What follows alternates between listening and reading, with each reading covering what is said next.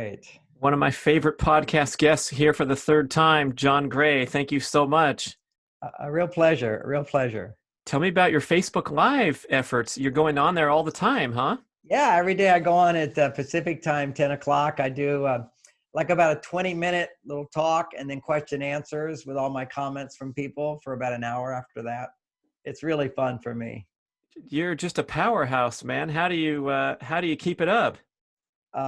It gives me life force energy. On Mondays, I teach meditation. Tuesdays, I teach relationships. Wednesdays, I teach healing the heart. Thursdays, I teach success, making your dreams come true. And Fridays, I teach sex and single life and romance and all that. You mean is this on Facebook every time? Yeah.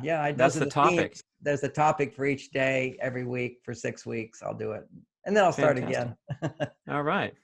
Yeah. Yeah, and the engagement, how does it go over? How are people doing these days? But we're just starting, but we're up to 1,000. So that's fun.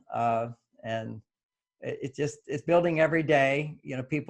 I really have been kind of out of commission for 2 years. My wife died 2 years ago, and really I was broken. I just had to go through this grieving process, and I'm greatly through it now.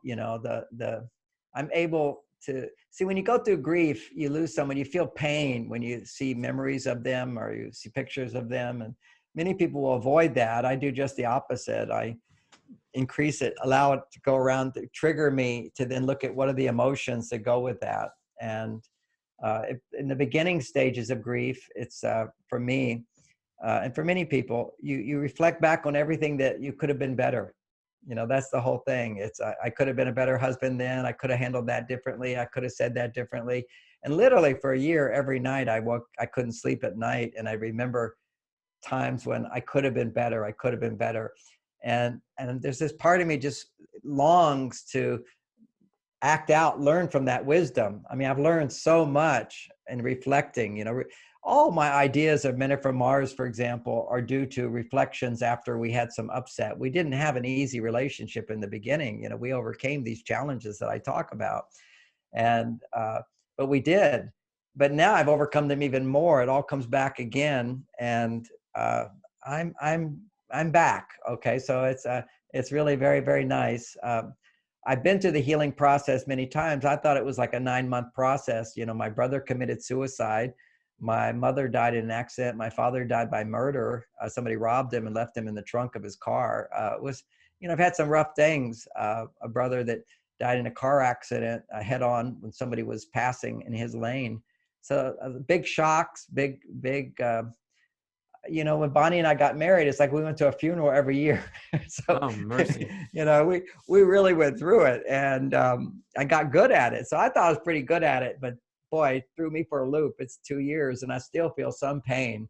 But the thing about it is that if you learn how to process emotions, you more quickly and more quickly go from that moment of pain into remembering the love, into remembering the gratitude. And literally I can see my brain just go to a different part of the brain, which is happy and fulfilled with her.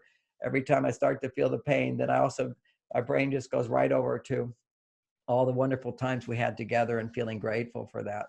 And, this is a science of grieving that people historically didn't know. And still today, without the knowledge of how to do it, people don't know. What they would do is they give you 12 days, some cultures, 12 days to grieve, and then don't think about it, ignore it, don't entertain it.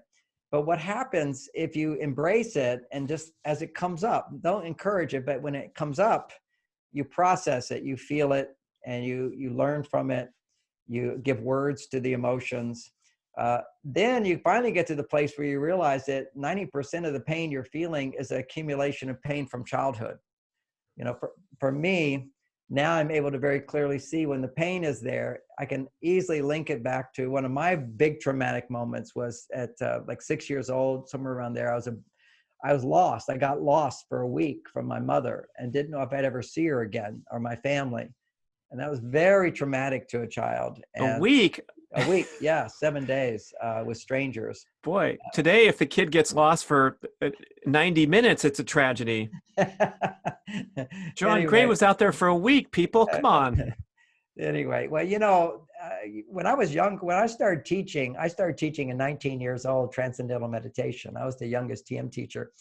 And I learned my stuff. I learned my lecture I gave. I'm a good meditator. But I had massive anxiety before giving a talk. My like butterflies in my stomach to nth degree, where I even fainted my first talk. My knees shook and I fell on the ground. People thought I was dead. That's how much anxiety I had. And that anxiety, when I finally got rid of all anxiety in my life, was finding the root cause of that. And it was that abandonment experience. Okay. So I was able to relive that in therapy, and then it all went away. That it's like a part of me was still frozen as that child who felt powerless in life. Because when you're cut off from your parents, it's a trauma because you feel like I don't have any power. And that creates fear and anxiety, the unknown. And I was able to heal that. And when I did learn emotional processing, I haven't had anxiety since I did that, since I did the healing. I did the healing when I was in my 30s, when I learned about emotional processing.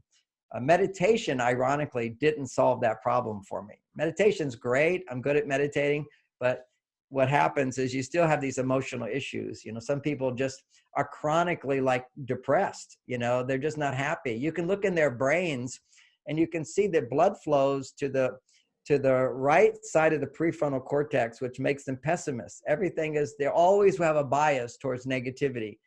Their brain just always goes to what's the worst of person, what's the worst that can happen. And then they can go into the emotions of the past accumulate, as opposed to a bias on the left side of the brain. You have prefrontal cortex, you have a bias towards positivity. And, some people are there, they're happier people. Their set point when they're happy and fulfilled, it just stays with them all the time. And what's interesting about this grieving I've been going through, my set point for happiness has now jumped massively since 2 years of processing my wife's death. Nature is strikingly beautiful for me, much more so than before. What's interesting is I used to say to Bonnie that before I met her, I feel like my life was black and white.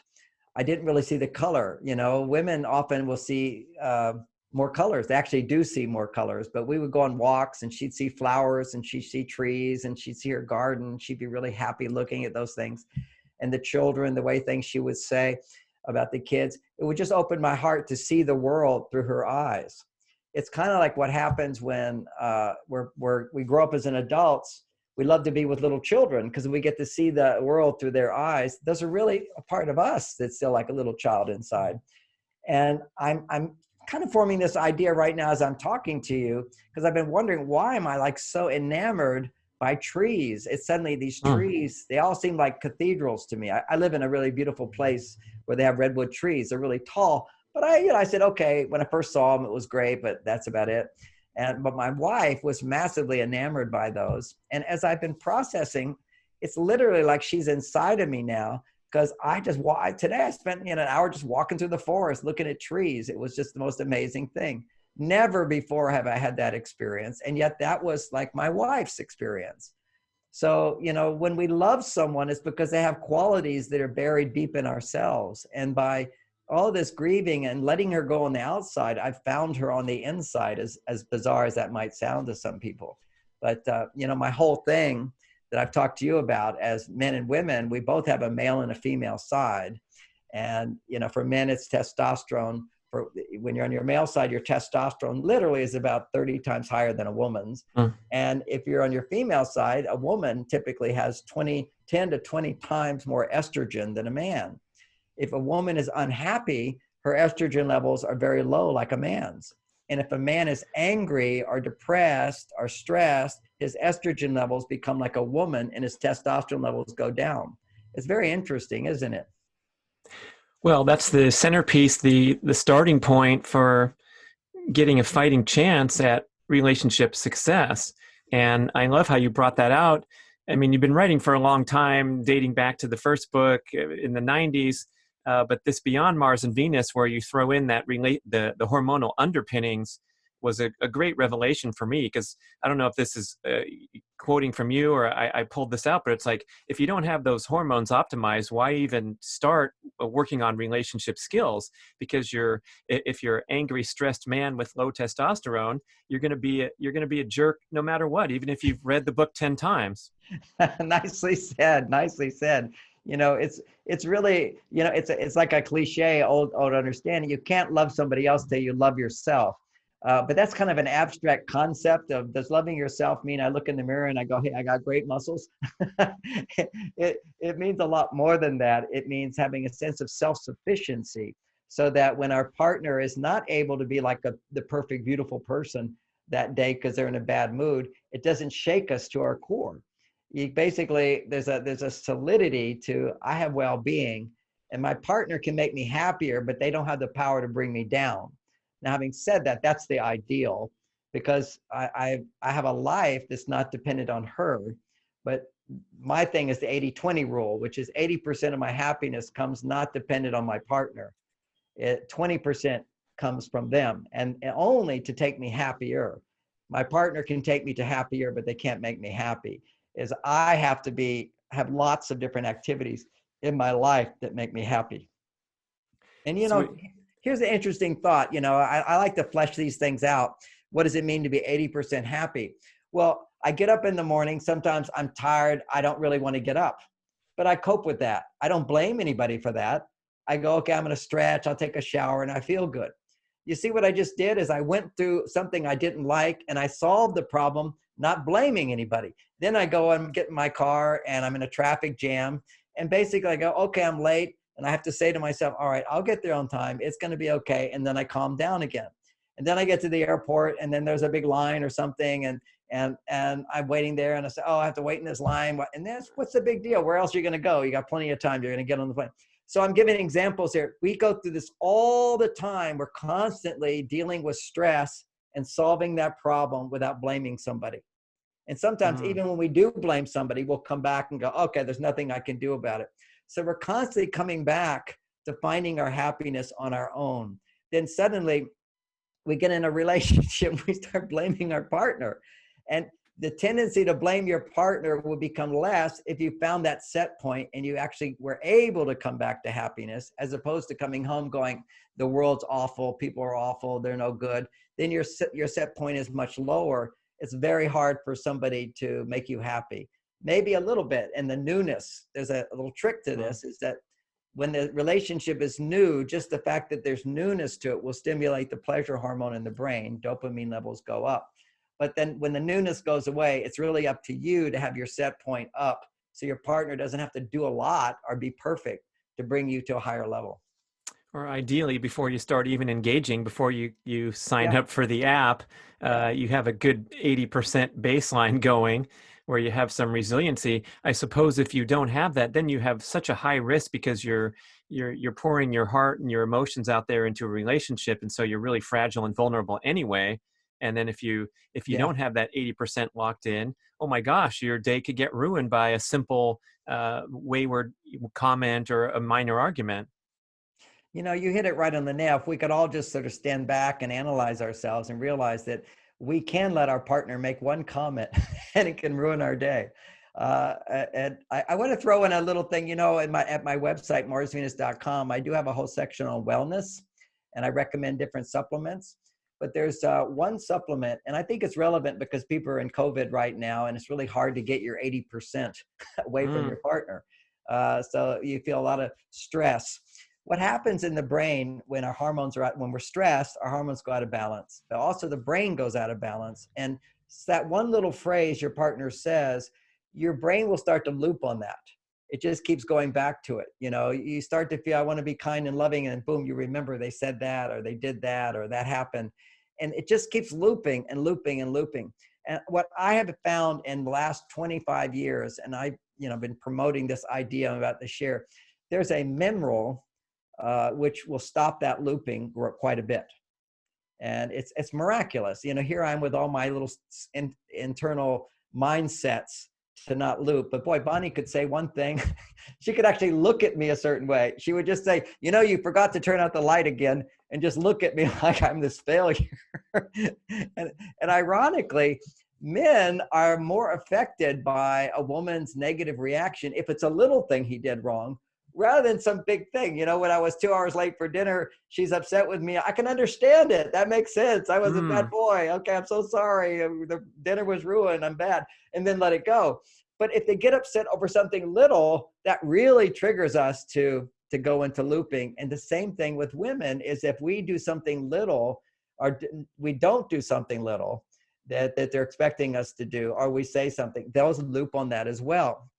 So the mineral, and this is something you can't buy in health food stores, and there's no knowledge of this because there's no profit in it, absolutely no profit. This is the cheapest supplement somebody could buy, and it's called lithium orotate. Lithium is what they give to bipolar people when their moods are extreme, but they don't have a good way of delivering it. They just take it right out of the ground, and it's called lithium carbonate.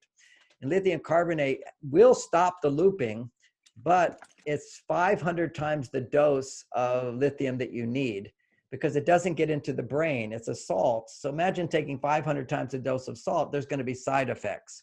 So literally, we've gone away from giving people lithium carbonate because of the side effects. To make it effective, there'd have to be side effects. So you can't like buy it easily, whatever. And in some countries it's illegal because they can't discern the difference between lithium 500 times the dose and lithium in little tiny doses. And that's all you need is a little tiny dose, but you've got to get it into the brain. And so a German doctor figured out that if you take a substance in mother's milk, uric acid, and you bind it with lithium, you take a tiny bit and it will go right into your brain and your brain stops looping. It's amazing. Also helps with headaches as well. But it's the mineral that helps to regulate the production of dopamine and serotonin in the brain. So you don't go to these extremes. What's that term? Memrol? The name of the ingredient, it's lithium orotate. And what's the term you used here? Memrol? I don't know. What'd you say? I don't know what I was just saying. Oh. I mean, I know what I was saying, but I'm trying to figure out what I said about Memrol. It balances the dopamine and serotonin levels in the brain. Right. You take lithium orotate, you only do like 4.5 milligrams. That's a tiny, tiny little bit, as opposed to a huge amount that would cause damage to your thyroid. And so then your metabolism slows down and people feel sluggish, but they're not depressed and they're not bipolar. The bipolar is just dysregulation between dopamine and serotonin in the brain. So if you regulate the right balance of those things, you can be relaxed and motivated and pleasuring, motivated, which is pleasure in the brain. Oh, I will get something if I go there. And feeling relaxed that everything's okay now. That's your ideal state, of restful alertness, of motivation from a place of happiness rather than motivation from a place of fear.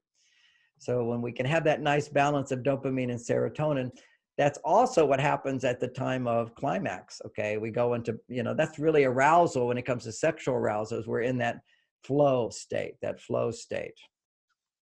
So striving to keep that dopamine and serotonin balanced with, for example, good relationship skills where you don't start arguing and complaining as a male and messing with your hormone balance. Yeah, well, what the research shows is that the balance of brain chemicals in your brain affects your hormones, but your hormones affect your brain chemistry. So they go hand in hand. And I wrote a book back in 2000, actually called the Mars and Venus Diet and Exercise Solution. It was talking about how you can you don't have to worry about diet and exercise. You can be healthy if you just balance your brain chemistry. So it should have been Optimal Brain Function, the name of the book. But anyway, having said that, I talked about all of the brain differences between men and women. And then I got blowback from that book because all of these universities are saying there's massive brain differences between men and women. But there's some universities that are saying there's no difference. Okay, it's just, it's just how you look at it. Okay, and I can go into long description of bulletproof examples of real differences between men and women in the brain. But they started coming out with this phrase, oh, that's just junk science. People can just say that, oh, that's junk. Oh, that's fake news. That's junk. And researchers were actually doing that. So you got some of the most reputable schools saying there's major differences and other ones that were saying, no, they're not significant. So after that book, I decided to find another way that nobody can disagree. You can't say that hormone understanding is junk hormone knowledge. We all know it's absolutely true. You can't deny it. It's simple hormone tests. It's now common knowledge. You look on a test. If a woman does not have her estrogen levels, she will not orgasm. She cannot fall in love. She will have high stress levels. If a man doesn't have testosterone levels, he will not have an erection. He will not have good moods. And then you go deeper into the knowledge of hormones. You go counter to what everybody thought about hormones, which is that anger in a man is actually a symptom of low testosterone and high estrogen. Aggression, which we always think, oh, men with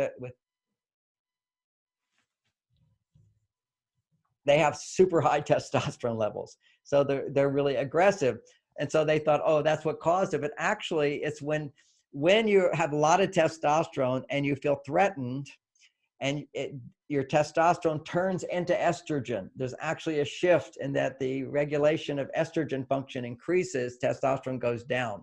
Aromatase. The aromatase kicks yes. in. And there's aromatase, and there's also there's a thing about upregulation and downregulation of receptor sites. So same thing happens is your estrogen receptor sites upregulate and your testosterone receptor sites downregulate. So you could actually have testosterone in some cases, but it's been downregulated and your estrogen levels are upregulated. Or it can also be your estrogen levels are high. You know, men who take a lot of testosterone, they have to be careful because they get man boobs. Because you get too much testosterone in your bloodstream, your body will aromatase it into estrogen.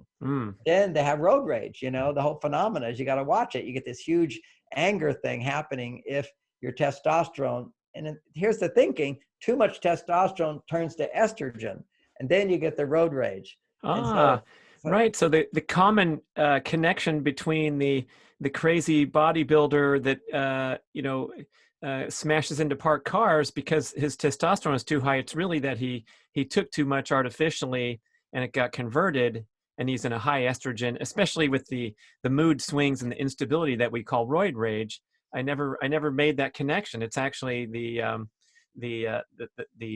rise in estrogen. And it's the actual trigger. First of all, too much testosterone automatically goes into estrogen, but the trigger that makes it go into there is lack of confidence. Ooh. Okay, so it's whenever you. Sorry to break it to you, listeners. Ouch! Lack of confidence is going to cause your testosterone to convert to estrogen. That's the connection. Yes. If you feel threatened, if you feel like you're being disrespected, you're not getting what you want. But a big key to that is, the whole thing, and if you historically, you look at old-fashioned relationship information, is that women were taught you need to respect men. Because if a man doesn't feel respected, his testosterone levels turn into estrogen. It's like low self-esteem means you better treat me like I'm a king. If you actually feel high self-esteem, you don't get all bent out of shape if somebody mistreats you like you're not a king. You see, it's all your lack of self-esteem, lack of confidence makes you more needy, more demanding, more controlling. And I do say this for women. It's if ever you are in the presence of an angry man and you feel threatened, the best way is to get out of there, but you have to say something. And the thing to say is, I think you're right and I'm wrong. If you say to a man, you're right and I'm wrong, his testosterone levels will start to come back up again. But it's not a good attitude to always have to say you're right and I'm wrong when you're not wrong. But it is a protective mechanism. If some women are with these really hostile kind of guys sometimes, and what they tend to want to do is ask questions, and then she gets plugged in, and now they're arguing with each other back and forth. The most important thing is to get out of that room and don't look him in the eyes. Okay, never look a guy in the eyes when he's angry. We know that as common sense. When you got two big guys who are mad at each other, you point them in a different direction and say, hey, forget it. Don't worry about it. It's no big deal. He's an asshole.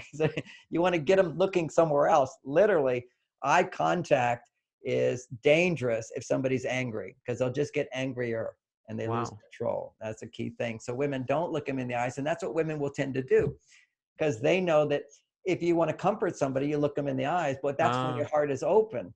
So when your heart is open, you awaken love inside of somebody. But if your heart is closed because you're out of balance, it pushes the other person out of balance. So a woman she wants to get out of the room. Sometimes women say to me, how do I get out of the room? He's arguing with me. Well, stop asking him questions. That's the first thing women will tend to do. They try to engage a conversation. Don't ask questions. But whatever he's saying, just pause and go, this isn't the time to win this argument. This is the time for me to get out of the room without triggering him more. Because if you say, oh, you're being mean, you're heartless, you're cruel, you're angry, and that just makes him wrong. So whenever a man feels right, he will calm down. Okay, so because that's why he's angry. He's lost his confidence. You know, it's like somebody asked me today on my Facebook. Some guy said, what do I do when my wife's on her period? Which I'm sure a lot of women didn't want to hear. But the reality is we know that women can become overly emotional when they're on their period. Their hormones are way out of whack at that time. It's a time where they need to rest and relax more. Issues that are not resolved tend to just show up at that time. And so the sign that you don't want to say anything to have an argument at these times, when a woman, she gives you the clues without her knowing it. She'll say, you never do this. You always do this. I have to do everything. Nobody helps me. So these kind of expressions literally mean her hormones are not in balance. Don't have a logical conversation with her at that time. See, it's just not the time to have a logical conversation. Right. You know, if somebody's in a wheelchair, you don't say, if you love me, you'll walk. You say, oh, let me bring you something. Let me help you. Okay. So if a woman is going to use those phrases, and I'm not going to say they do it every time, but it's quite common, and we all know that. And so it's very good to know when she's having her period. It's also good to know the 5 days after her period is over, because that's the time when you can have the best sex. That's the time when you can have the biggest impact. That's the time when little things that you do for her will have the biggest impact. You know, it's because women look for those little things, but particularly in those 5 days after her period, her body, the estrogen levels start to double. And as they start to double, that means her need for love increases, her sensitivity and her need for love from you.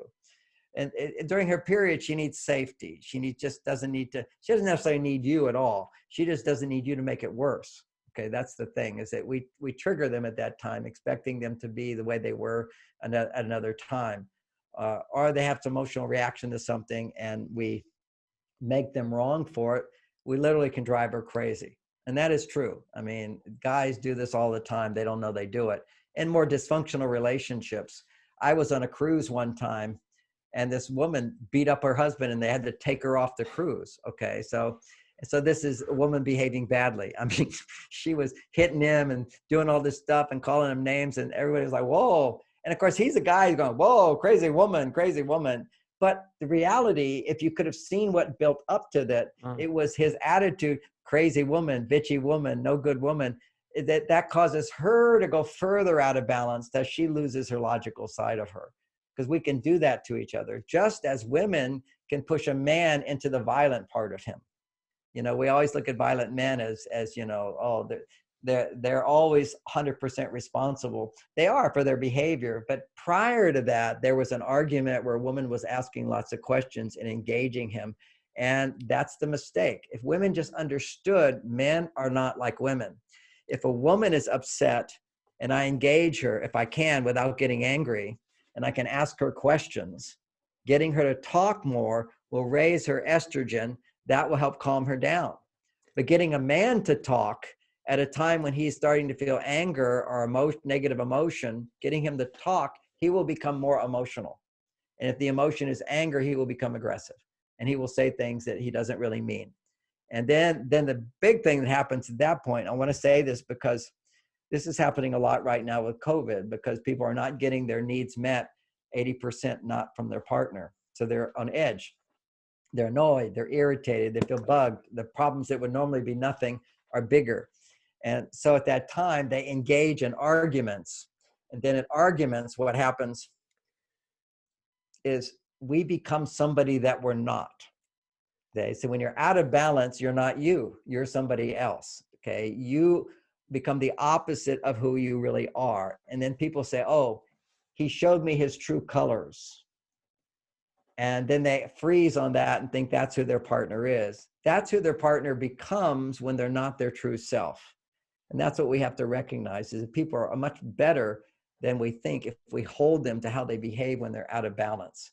And that's what's happening right now, is that people are being pushed to the test. For some people are thriving if they have enough money, and so they're not freaked out about the money thing right now, and they have good communication skills. They're actually having a great time. They're growing closer in love, but so many people are not. We don't have a lot of statistics, although I've heard the violence levels going way up. And I've also, I know in China, in Wuhan, after they first came out of quarantine, divorces went from, the average normally there was 12 a week to 300 a week. Oh, And there's wow. still divorces everywhere because people are remembering those those arguments and those fights, and they're sort of paralyzed by that. There's PTSD from that, where they're holding on to the anxiety. If you're someone's driving you in a car and you feel very safe because you've never been in an accident, and then that driver does something irresponsible by mistake and you get in an accident, then now whenever you're in the car with them, what are you going to do?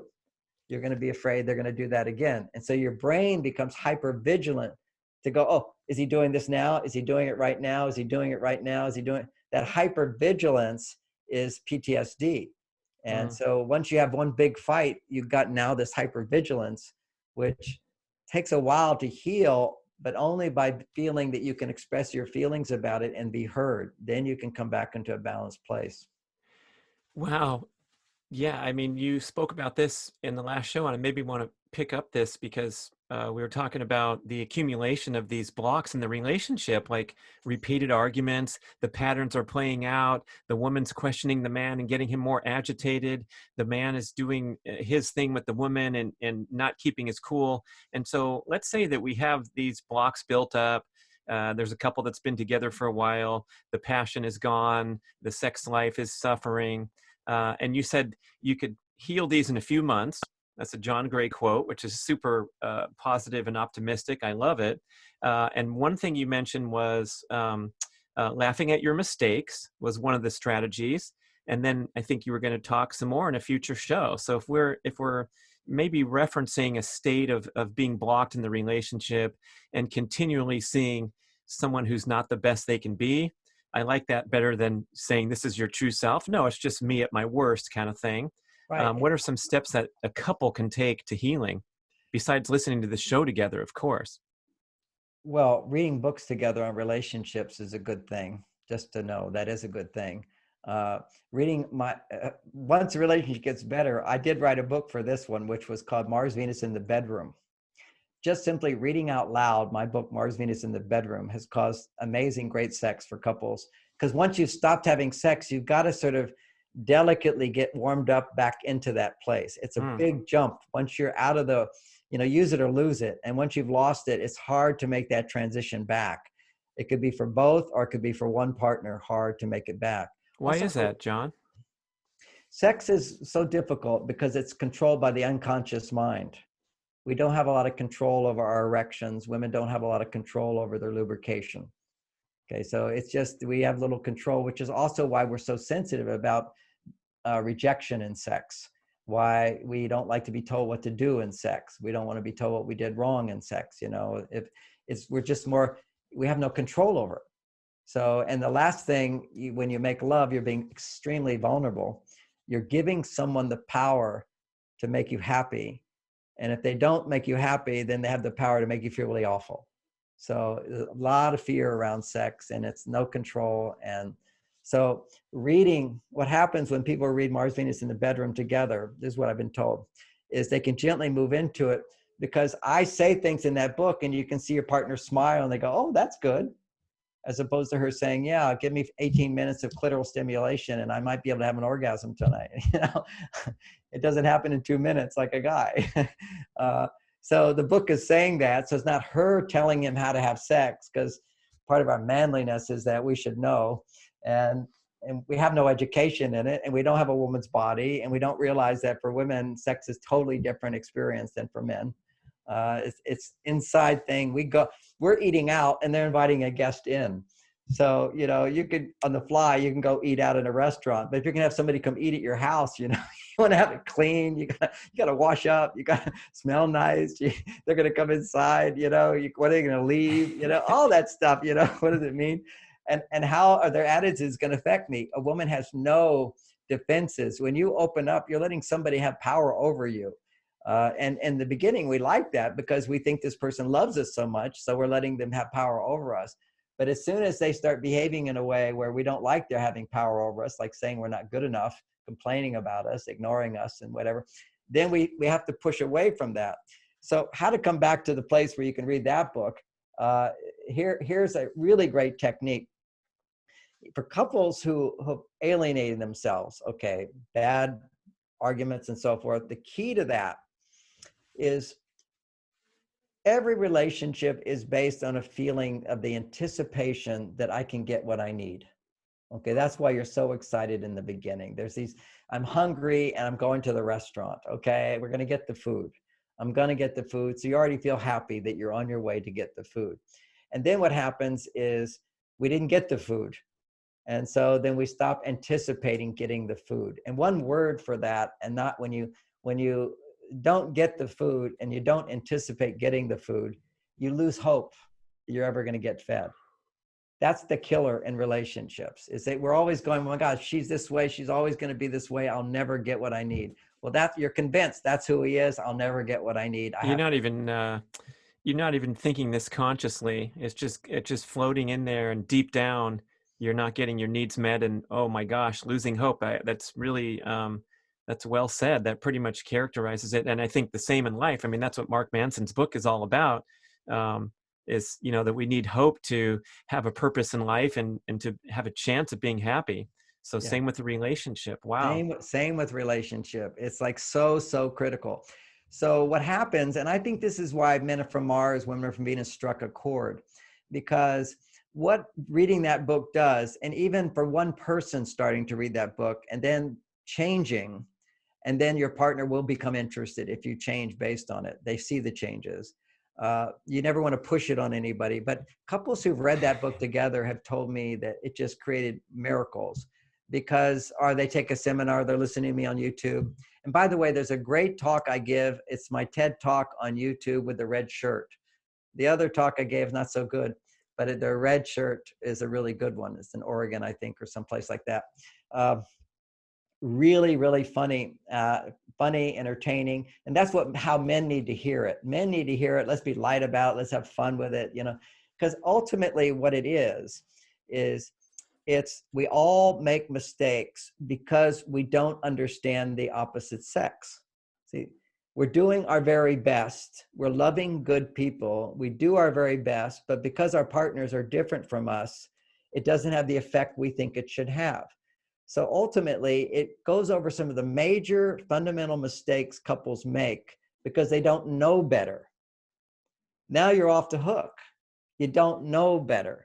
So you feel safe saying, yeah, I do that. The whole idea of, I go to my cave. Well, that's normal for guys. And she goes, oh, I always feels like he doesn't love me because of that. And now I can realize I can accept that maybe he does love me, even if he goes to his cave. And all this time I've rejected him for that, but I didn't know better. See, people never want to sort of feel guilty. They want to hold on to their position. Well, he shouldn't do that. He shouldn't do that. But if it's in the context of we just don't know better. And because we don't know, we make these mistakes. So that's the first step, is people can see their mistakes without having to feel guilty, because they see they really don't know better. And that's one. Two, when they can see their mistakes, then they go, well, then I can do this differently. And if I can do it differently, then I'll get a different result. And that's what gives hope, is that I've been doing something that made it worse, and I can make an easy change. And it is an easy change that I asked to a great extent. It's an easy change, because I'm never, my books don't focus on actually, you should love more and you should be more forgiving and we know all those things. But I say, hey, you keep going through the front door, but that door doesn't work. There's a side door over here. Now go through that door. And you go, oh, I could easily walk through that door. I just didn't know that door existed. So I don't really require people to change a lot. Now, I do have books where you can change, like I overcame anxiety. I have books that help overcome depression. That's self-work. But when it comes to relationship, you want to feel that you can make these changes without feeling guilty, because your partner's looking at you like you're guilty. If you go to your partner and say, oh, I do the wrong thing, they go, yes, you do the wrong thing. But if you go to your partner and go, you know, I've been doing the wrong thing. I can't believe it. I thought you were like a guy, but really you're a woman and I didn't know it. You can freely admit my mistakes to somebody else, because this is the world where we get defensive, is when there's another person playing that game. If you're depressed, you can look at, okay, I got to look at myself to get better. If I have anxiety, I got to look at myself. If I have high blood pressure, I can do things for my high blood pressure. We can look at changing ourselves. But now we're talking about a relationship. How do you create change in relationship? And the mindset is, because there's somebody else that affects me, I have to change them. And if I have to change me, then I'm somehow wrong. But this allows people to say, hey, I got to change myself. I didn't realize it. And I keep thinking that old way. Now I'm going to take this new way. And there's no shame. There's no guilt. It's all easy, and it's playful, and it's light. It's kind of like a comedy. And really, we can look at our problems like a comedy of just missing the boat on these things, as opposed to, oh, so serious. And, you know, he's this way and she's that way, and there's no hope in this whole thing. So my wife's on her period. Then I just basically duck and dodge. You know, we're guys, we're warriors, learn karate. Somebody punches, you just jump. Right. It's not about you, dude. Yeah. Get over yourself. Get over yourself. Yeah. We know not to verbalize that comment, oh, you must be on your period. But if we can just gain self-knowledge and gain knowledge about our partner, that's why this comes back to your quip of laughing at your mistakes, rather than internalizing them and feeling so bad and banging your head against the wall. Now you can see that all this good advice I had from my partner, she doesn't really need it. She just wanted me to listen. Oh my gosh, that's so funny. Now that we're going to go to a deeper level of the 2-month cure here. Okay. So once you want to get that basic understanding where both couples or even one person can understand that, at least they're going to be non-defensive. Then the next thing is that person, or both can do this if they're both getting the information that, hey, we're doing our best. We just blew it because we weren't doing the right thing, and it brought out somebody that's not really me. So the next thing is you write a letter to yourself as if it's the other person writing it. You go to them and you say, because you're the one who's been studying how we mess up, you know, and because in my book, Men Are From Mars, I say, man, when you try to fix her, she will feel 12 different things. They're all written out there, the 12 different things women will feel. There's all these charts, and she feels this, she feels this, she feels. So it gives you more intuition into what she's probably going through being married to you. So now I'm going to write a letter from her to me and say, you know, honey, I'm reading this book and I'm realizing all these mistakes, and I understand how I've hurt you, I misunderstood you, and really must have caused a lot of anger and frustration in you. So I'm writing this letter. I wrote this letter to myself from you, expressing what I imagine your feelings must be towards me, and just rip yourself over the coals in this letter. You see, when she goes, oh my gosh, he wrote that as if this is how I feel about him. And there's a format in all my books where I talk about, it's called the feeling letter technique. And where you start out writing about what makes you angry with your partner, then what hurts or makes you sad about your partner and your relationship in your life, and what you're afraid of when it comes to your partner. Things like, you know, I'm afraid you don't love me, afraid we'll never get better, afraid of spending my life with you and you don't give me what I need, I'll never get what I need, I'm afraid that I can't be myself with you. You know, these are vulnerable things, and I write about those in the books, give you some hints on what you might be feeling: anger, sadness, fear, and then guilt, what I'm sorry about. And then that's where you really own responsibility. I'm sorry that time on the ship when I yelled at you in front of all those people. I'm sorry with the kids when I made you wrong in front of them. And I'm sorry the time I forgot your birthday. And I know that's really important to you. You must have felt like, you know, you weren't even that important. I'm sorry that time when I was giving all that attention to the other woman, ignored you completely. I was wrong of me. And don't say I'm sorry if you felt, you say I'm sorry that must have felt. Okay, that's one of the biggest cop-outs when people say, I'm sorry you had such a problem with me flirting with the waitress. Yeah. Yeah. Or I'm sorry if that upset you. Why are you saying you're sorry? If you're not getting it, must have upset you so much. and you go overboard in it so they could actually react the other way and say, well, it wasn't that bad. Let them argue with you. They say, well, I really don't feel that angry with you. I feel more like this. And whatever their reaction is, you make it okay for them to have it. What you want to do is just let them know and experience that you're experiencing a new level of awareness, of sensitivity to what they must be going through being married to you, being with you. And you don't just do these, you don't feel loved by me. You must have not felt loved at all when I said this to you and this to you. It would be as if I don't care about you.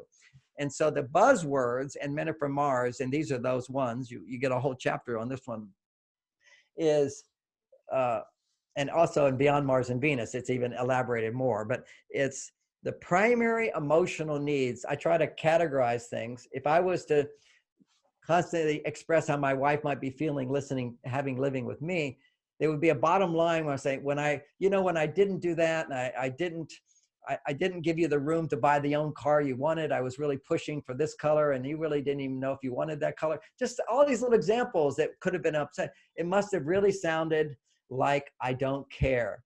And I feel ashamed. I feel, afraid. I hurt your feelings. I'm so sorry, because you deserve to have what you want. Caring, showing that you care is number one for women. Showing that you understand. I understand you must have felt this. I understand you must have been angry. I understand you must have. Not, I understand if you. That's I'm sorry if I offended you. That is such a weak statement. There's no accountability. I'm sorry, I must have offended you. It must have hurt. It must not have felt good. It must have felt like I don't recognize all the things you do, and I realize I haven't seen it. I've been thinking about myself. When it comes to men, really good apologies. I wrote about this in one of my books called Mars, Venus on a Date. And I wish I'd written a book just Mars, Venus for romance, because it's about everything, but it's on dates, single people, how to hook up. And there's a way men can apologize that has big impact to women, bigger than you would think. What I just gave you is to apologize places where you weren't caring, where you weren't understanding, giving more understanding now, and respect. I didn't respect you when. The Aretha Franklin song, R-E-S-P-E-C-T, that's the big one for women. Women are one who've been living on this planet with little respect. They need respect more than men. We need respect, of course, but they need it more. And ironically, when you respect someone, you raise their estrogen levels up. When you prioritize their wishes over your own happily, then they go, oh, I feel so loved and so supported. I appreciate you more. And that's, of course, what men need the most, is to feel appreciated, to feel accepted, to feel trusted. But right now I'm just doing the caring, understanding, and the respect, a letter that communicates those feelings through the words that you're using. And here's the really, this is like such a power. This is your secret power, men, when you apologize, is you say, I realized that day when I was late for dinner, I was so selfish. Now, you wouldn't normally think of saying that if you're a guy, but women go, oh, wow, he admitted that he was selfish, and actually, guys know we're selfish. What's the big deal? It's actually easy for us to say, generally speaking, and yet for women, it's very hard. If they say, oh, I was so selfish, it's a big blow to their estrogen. Okay, so if you're selfish, it's not a big blow to your testosterone. If I'm a failure, is a blow to your testosterone. But to say I was so selfish, you can say, also you can do this, and I really overreacted to that situation. I should never, ever have said that. I overreacted. Another one is, I'm so, so sorry. When I did this, I must have felt this way to you. I was so insensitive to what you needed. Oh, women love hearing that. And what man cares about saying I was so insensitive? I mean, we're tough guys. What's the big deal, But to them, if they were to say, oh, John, I'm so sorry I said that, I was so insensitive, that's a blow to their ego. Not that they couldn't say it, but it's harder to say that, to admit that. Because when you say I was insensitive, you're saying my female side failed. But if you're a man and you say my female side failed, I'm a man. So, count it up as one of my mistakes. Okay. I'm working on it. I need help, but hey, if you're in danger, I'm the guy that will be insensitive and go take care of that guy so that he doesn't bother you. They don't fall in love with us because we're sensitive. They fall in love with us because we're insensitive and more sensitive to them. Okay. So that's the key. But It's who we are as masculinity. So I was so insensitive. I was so selfish. I completely overreacted. You know, when I realized what I said, it was, and that decision I made, I was so inconsiderate of you. See, these score big points with her, and you don't even know that you have that power, and it's so easy to do. So could you say fake it till you make it here when the man is having trouble managing his own emotions and dealing with his own ego demands? Just to just put it into practice, even if you got your fingers crossed a little bit at the start, because you'll grow as a person and get to that point where you really mean it someday. I really believe in fake it till you make it. I'm Oh a my big fan, gosh, listen to this, and listeners. and I Full believe quote. and I believe it 10 times more for men than women. Whew. Okay, there's certain things I would tell women to fake it until they make it, but for men, Orgasm? What? I mean, well, let me get to that one. Okay, let me explain it from the man's side first.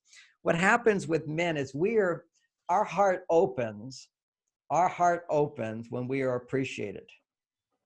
See, that's the magic word. Women are always saying they don't feel appreciated. They don't feel appreciated. And they're not getting the appreciation that make them feel really good. But if they don't feel respected first, you can appreciate them to the end of their life and they will never feel appreciated. They can't feel appreciated if they don't feel respected first. Let me give an example of that. And this is controversial idea. People still think, don't get this because so many women feel, I don't feel appreciated. I don't feel appreciated.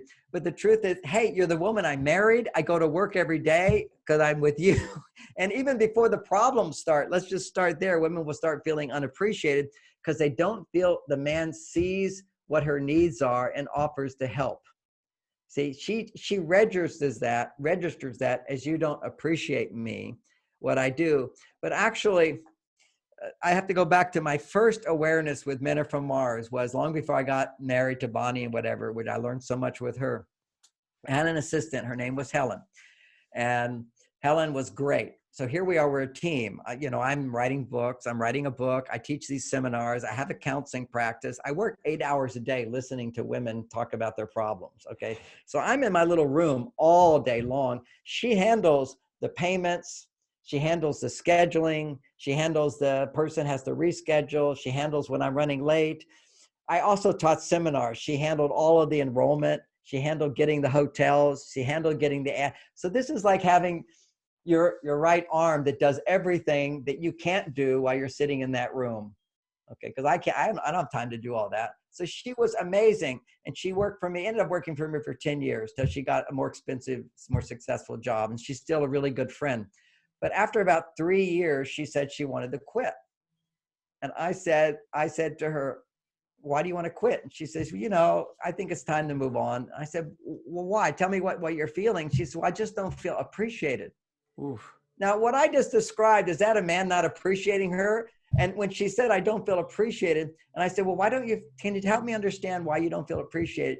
She says, well, I feel like you don't even know what I do. And I laughed inside myself. I didn't do it outside, but I laughed inside myself because that's why I appreciate you so much. Is I don't have to know what you do. You do so much. That's the biggest gift you can give me is I don't have to have anything to do with you. You're doing all of that, and I do all of my side.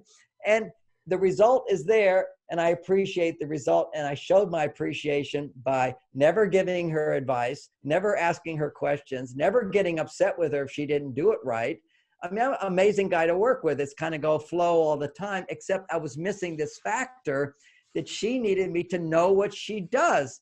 And that's it. I just needed to know and to care about how she felt about those things. So I said to her, well, Helen, I hear what you're saying. And I realized I don't know what you do. I didn't tell her. And that's why I appreciate you so much. And I said, I realized I don't know what you do. Give me a few weeks before you quit in this seat. And then she worked for another 7 years for me. Because the next 2 weeks, every day when I came in, I said, so what's on the agenda today? And what are you doing with this person? And I'd hear a little bit about what she's doing. Then the next day I would come in. I say, well, how did it go with that hotel? Were you able to make the reservations? And she'd say, oh, no, they turned around. They charged us too much, or we didn't get it, or something like that. And I still don't know what we're going to do. So she got to complain a little bit about some of the frustrations she had, some of the disappointments she had, and some of her concerns. Those are emotions. And I got her to tell me what she did and a little bit of the angst that goes along with it. And suddenly she felt so appreciated. And she And says, you probably just listened. You didn't offer suggestions and no, advice. You just no, listened to that dang hotel that couldn't get your reservation. that's right. And I would just nod my head and say, bummer, that's awful. And what else? And you get extra points when you actually on your own, you think, how did that go the next day when you called them or something? And it shows I was thinking about her, that I knew what she was going through, that little extra personal touch. But see, as a man, if we're partners and you're doing your job and I'm doing well, I don't care what you do. I don't care what you're going through. I don't need to tell you that, oh, I stayed up all night and it was so terrible. Yeah. I don't even want to hear it, man. And if I say it, if I want to say it, I'll make a joke about it. And I'm not going to wait for you to ask me questions. I'm not going to say, hey, you didn't ask me what I'm doing, So this is the dynamic. So part of respecting is recognizing this is a woman's need. And I needed to honor that and respect it. And men can't give the women the respect because we don't even know what they need. If we really understood it, they would see how much we do respect them. But if they actually get the attention on them, then they will appreciate him and they will no longer have that complaint. He doesn't appreciate me. She's getting so much. And I learned that in my own relationship in the beginning because Bonnie would say, I just don't feel appreciated by you. And I said, what would it look like if I appreciated you? And she said, well, you'd notice when I'm tired and offer to help. That was it. But I'm over here appreciating the fact that I don't have to help. I get to come home and sit in my cave and wow, this is amazing. She doesn't ask for anything. Oh, yeah. So do you see how the thing is? And so in their mind, they think, oh, if you valued me, you'd be offering help. But actually the reason I value her most is she's self-sufficient and doing it herself and I can relax. So it's a very big disconnect there. So it's learning how to communicate the kind of love a woman needs, even though what she's saying is, I want you to appreciate me. And I remember I even did this test with her. I sat on the phone with my friend Clifford and I started talking about, my wife is amazing. She's making me dinner right now. She never asked me to help. She'll do it for me. And I can ask her for a beer and she'll bring it for me. It's amazing. I can just sit here and relax. I said, honey, would you bring me a beer? And I said, it's so cool. I could actually say, oh, I got this kind of neck pain, honey. I got this pain over here. Would you just give me a little massage? She says, sure, I'll be doing that. And I continue saying things like that. She'll start becoming furious. You think I'm your slave? You think I'm your servant? And I said, don't you get that if you did all those things for me, how I would appreciate you more? Of course I appreciate you. And that my appreciation for all these things you're doing for me, does that make you feel better? No. It makes her feel like she's not being respected, but they don't have that terminology. You see, they don't see it in their mind. They see if you're not doing things for them to help them, that you don't appreciate them. But our experience is we do appreciate them, but not in the way that they want it shown. Mismatch. I like that word bummer, John. I remember parenting advice that it's a really good word to throw out there a lot when you're establishing consequences and boundaries. Rather than explaining or lecturing, you just say, oh, it's a bummer. You didn't clean the kitchen, so you lost your privileges for the weekend. And you mentioned that with just listening to your assistant complaining about the hotel. And you just say bummer and nod your head and validate, but without that advice or solutions and corrective action that we're so... Bummer is a good phrase. Also, noises are just good. Oh, really? Huh? What else? Help me understand that better. Oh, it's ridiculous. It's awful. John Gray grunting noises. Learn them all for your relationship skills. So anyway, back to this technique. You want to that this is the people who really lost it all and they want to bring it back. One person has to make the change.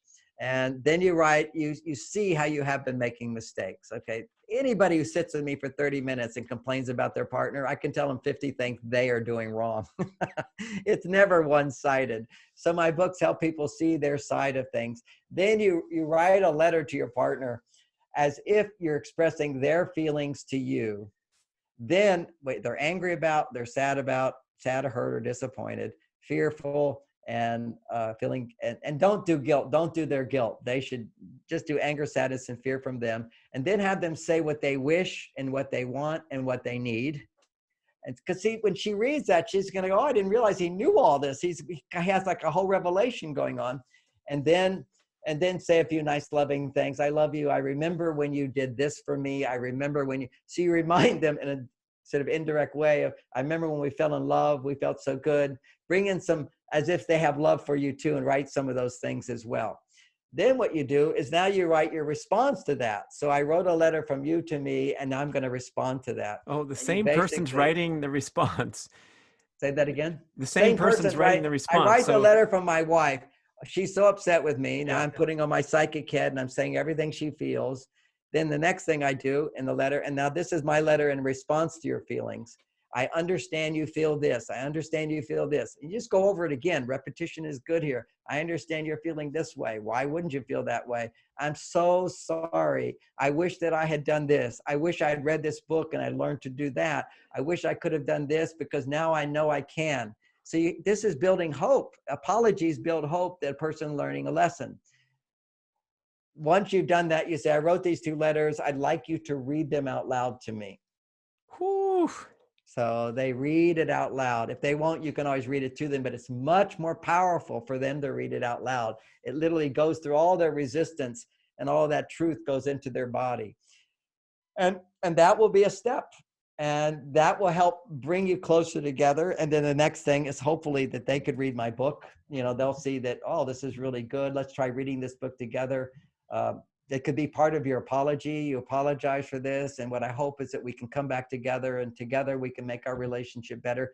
There should be absolutely no blame of them in this letter. Never say, well, you know, I'm going to learn to be a better listener, and I hope you'll learn to share your feelings without always nagging and complaining, you know. In conclusion. Yeah. In conclusion. Exactly. And you know what's, so absolutely no blame. They'll see themselves. Trust that they'll see themselves. And I hope that, you know, to help me, you'd say, and to help me put this into practice more, I invite you, or I hope that we can sit together and read this book, which has had such an impact on me, where I'm learning so much. And hearing your comments would help me even better. So it's always about help me. I'm wrong. You're not. I'm going to have the problem. You never go at your partner. Give up trying to change them. That's such a relief. You're looking at changing yourself. And that can go either way. And when it comes to transformation, it can happen, but until she actually reads my book, not much is going to happen. You got to get her into that book. For men, it's not so important. Women actually have 10 times more power to make a relationship better than a man does. Whew. And of course, I just say arbitrarily 10 times. It just means a lot more power. And the reason for that is that we men are geared towards train me to be successful. You know, everything in our lives about being a man, and it's changing now more, but for a man, accountability is built into masculinity, meaning that if we get a job, we know if we don't perform well, we don't get paid. So we're constantly geared up towards have to be accountable. Women get married, and now they don't have to be accountable. Nobody's going to judge them. Society's not going to judge them on losing their job. They can be anything, and they may not get love, but they're not going to lose the marriage, because people didn't used to get married. And there's nobody judging her behavior. Are you loving? Are you not loving? And so forth, except her friends. And she'll always tell her side of the story. So they don't have that built-in accountability. But men do. You can train men. So men are like dogs in a sense, where if they're misbehaving, you learn this in dog obedience training.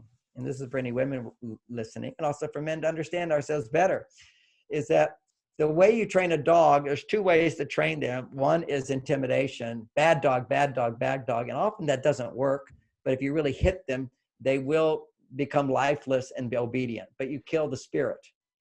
So the new dog training, and this is 20 years ago, new dog training that I took the class, is you want to train your dog with rewards. You always have treats. These trainers, they always have treats, and they never yell, they never raise their voice, because anytime you raise your voice, you're out of control. You just gave power to they gave power to the dog over you. You have the power. So the way you train the dog is you have treats. The dog's jumping up on you. You don't react. You just ignore the dog and turn around, and then turn around with a treat and say, sit. And the dog sits and you give them a treat. And then next time they see you, they jump up and down, turn around. You just don't give attention, don't give energy to negative behavior, but instead ignore it and then give energy to positive behavior. And you have a set of positive behaviors, and you even have training zones. Okay. You make a signal. This is the signal we had whenever we would do this, our finger to the forehead. That's a training zone. They get a treat, and now they know for the next several minutes that they're going to do behaviors and get rewarded for it. Ooh. So I now have a technique based on that, which is called Genie in the Bottle. Did we do Genie in the Bottle last time? I don't think so. Okay, so Genie in the Bottle is what we know that what men need most is testosterone, right? And that's success.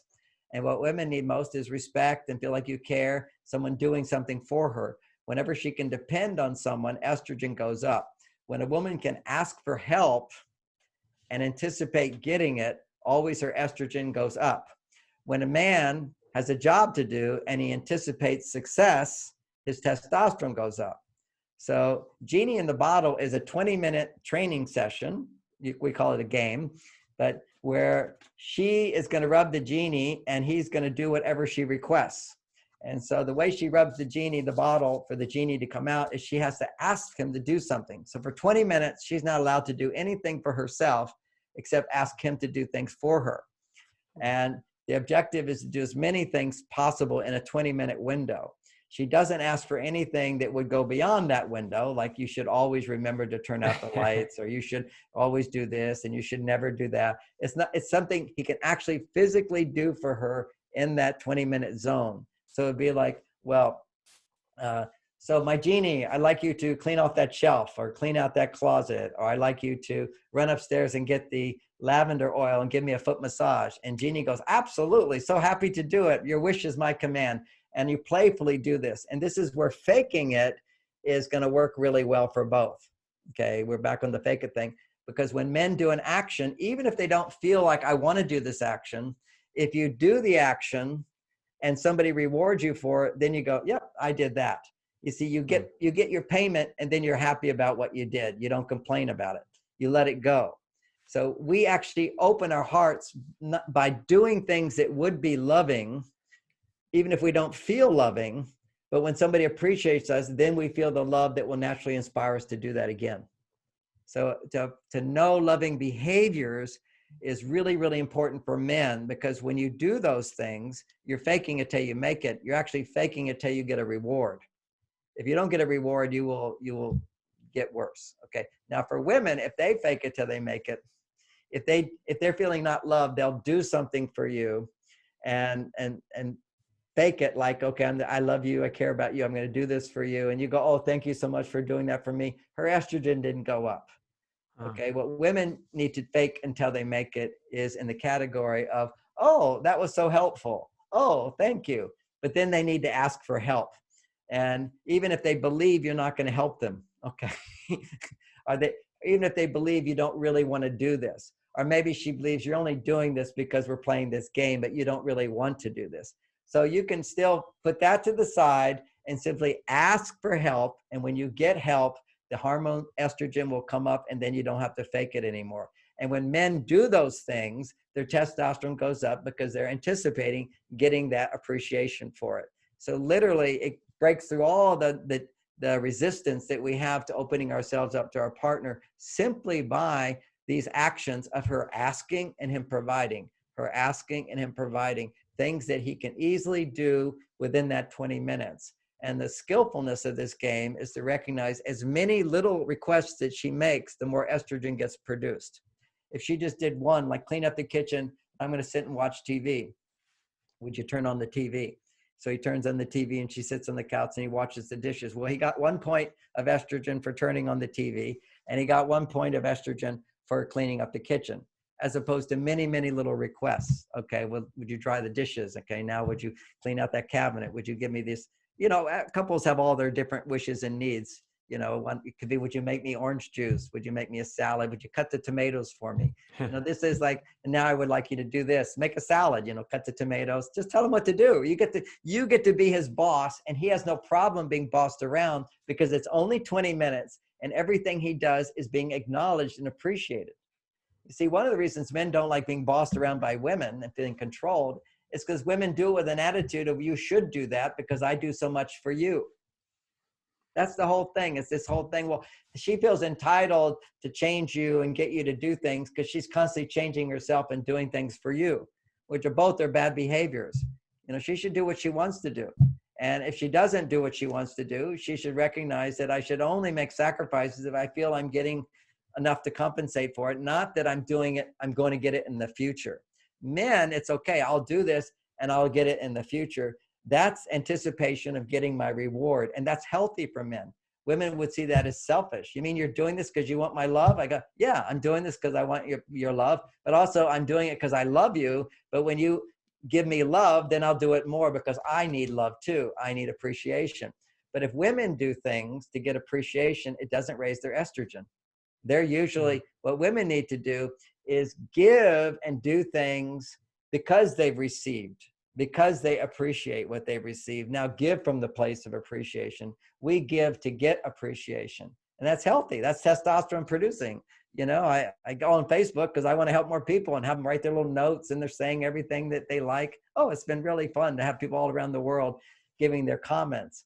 Because for me, I teach around the world, but I don't always hear everybody's little comments, what they learned, what they got, and so forth. That's a really fun thing for me to get that feedback. It gives me so much energy. It's amazing. Oh my gosh, that's such a great service. So we got to totally plug that. Get on there, listeners. Join John Gray on Facebook every day with a new different topic. And write me notes. And write those. Is it the live comments streaming down the side? Yeah, those are fun. You can respond to them and everything. Yeah, it's really responsive. Thank you. Thanks for promoting that. Yeah, thank you so much. It's just always a pleasure. These insights are so memorable. I'm touched by that very first thing you said, that, going through that grieving process and reflecting on how you could have done better. And I think for all of us listening and everybody in real life right now, man, we got to take that and run with it, because we got to do the best we can. Life is precious every single day. No excuses, no getting stuck. I love it. Thank you so much for having me on the show again. It's, you are just as inspiring to me as I'm sure I am to you. It's such a delight to be with you. Your summaries, your comments, I walk away with them and they'll be very helpful for me. I appreciate that a lot. John Gray, everybody. Thanks a lot. Da, da, da, da, da, da.